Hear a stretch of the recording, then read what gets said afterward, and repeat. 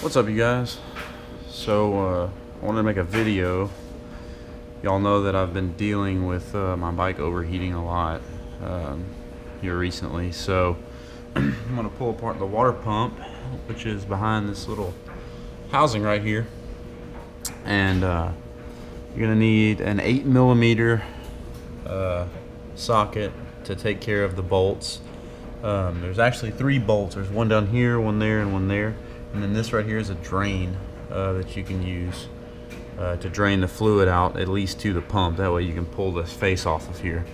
I read in the manual it's recommended to drain the oil. The last time I took this off I didn't have to. But basically there's a barrier in there that separates the oil and water. So, and when you put this back together, you're going to want to do it right, because if you don't, you'll be getting oil mixed in with water. Alright, so I've got my drill here because I just like to try to get things done a little bit quicker. I've also got my container with my funnel. What you're going to need to do though is go ahead and take your radiator cap off.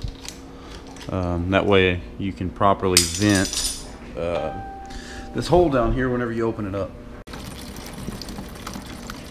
So I'm trying to hold the camera and the jug, but you can see we're draining our fluid out now before I pull the other bolts off. When I first drained the water, the coolant, I did not see any oil come out, which is a good sign. So that means that seal, the barrier, should still be good in there. So then I'm not going to be able to get to that one. Where the hell did my socket go? Here we go. Alright, so go down here. That bolt comes out. This bolt will come out, and then I got to get my extension, and we'll get that top one out. I'm going to show you what it looks like. Alright, so you can see I got the housing off. That's what the inside of it looks like. And then there is the impeller, which has this little nut on the front of it that we're going to take off. And then this piece, this little backer, is how you expose the shaft. This slides off once you take the wheel off. So I'm trying to find the cause of why I'm not flowing good water. Like I said, I replaced this wheel a while back, so I'm going to find the old one and compare them and make sure these fins haven't ground down or something, because they're a little rough. But we got to figure out why we're not flowing enough coolant to keep this thing cold. So okay, so this is the piece I told you guys was about to come out. So we have the impeller off now. It's a 10mm screw or nut, bolt, whatever that holds that on there. Here's the water side, this is the oil side, and you've got this little oil seal that came off of here. I did lose a little bit of oil, but it wasn't much. So this little oil seal was slid in here like this. So you slide that off of there, and then you've got the shaft left, and you'll notice you've got some gears in here. And these gears they rotate, sort of like a rotary engine. It's kind of funny how they rotate. So the issue that I'm having here, guys, is that based on what I'm looking at, there's no reason why this thing shouldn't be pumping a sufficient amount of water. So what I'm going to do is find the other impeller, compare them, and make sure that they're not any different. And then I'm going to reassemble everything and make sure it's nice and tight. And make sure that this shaft, there's a little play in it. You want to make sure that it's not slipping. And then this gear in here, you can see it only really rotates one way. So try to see what I can find out, but it's definitely kind of weird why we're still overheating and all this. And I'm starting to think that it's less and less pump related. So see what we can find out. Alright guys, so I made a little discovery. The rod had that free play in it, which I didn't think was too good. So I took an extension and just tapped it, because it felt like it had some more groove to go, and it slid in a little bit better. So now it's nice and tight, and the gears are nice and tight, and still free rotating. So I'm gonna try to assemble it all and see if that made any. Alright guys, I got the water pump reassembled. Everything's back together, same way it came off. Refilled the radiator. So the only real difference that I made was that there's no more shaft play. So now what we're hoping to see is, with the radiator cap open, the bike's cool right now. Obviously if it was hot you wouldn't have the cap off. But what I'm going to look for is good flow when I start the bike up from this return line that goes through the engine out the other side to the radiator. So we're looking for good water flow coming out of there, because if it's flowing good, that means we're running enough water through there to cool it. So I'm going to start the bike up, and we're going to see what we see. Alright, so it's hard to tell. I've got this cool little exhaust rig, because if you follow my Instagram, you know that my Stunner X exhaust fell off. So this is a buddy of mine's stock exhaust.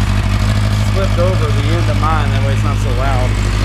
But what I'm doing, it was really hard to tell from inside the radiator on how the water was flowing, whether it was good enough or not. So I'm basically temp testing it. You'll see because I took it apart, there's low oil pressure. That'll go away soon once the oil pump builds up. And we're going to let it sit a while and run and just see how hot it gets at idle. I do have the fan on, so we'll see if we did anything. Alright guys, so I've been running for quite a while. 226, 228 I'm getting right now, which is hot. But that's only with one fan and no air moving across. And the ambient temperatures in my garage is really high. So what you'll notice though is if we idle up, the temperature will go down.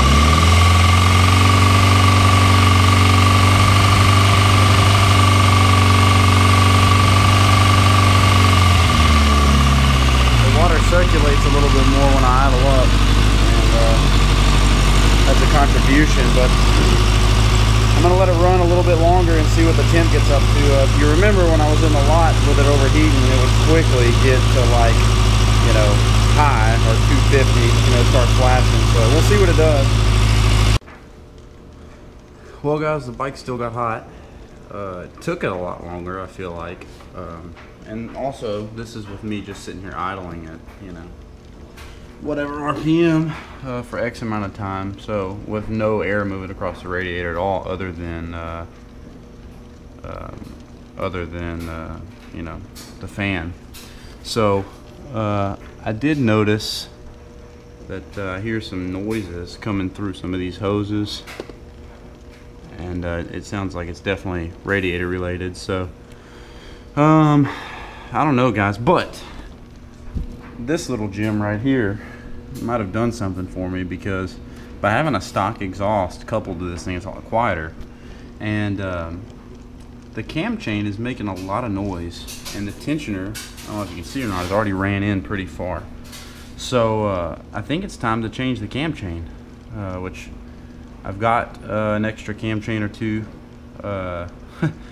Doesn't necessarily mean I want to do it because it's a pain in the ass, but it could contribute to some of the issues I've been having. So I guess we're looking at another engine teardown pretty soon. So anyways, if you guys like the video though, share it with your friends, show them something. If they're planning to do something like this anytime soon, they can have a little bit of guidance on kind of what to expect. So till then, you guys hit the subscribe button, like the Instagram, get in my DMs, all that, so see you guys soon. Stairs to the streets. Red, licking up. Trip, licking up. Make up my let's link up. I done start by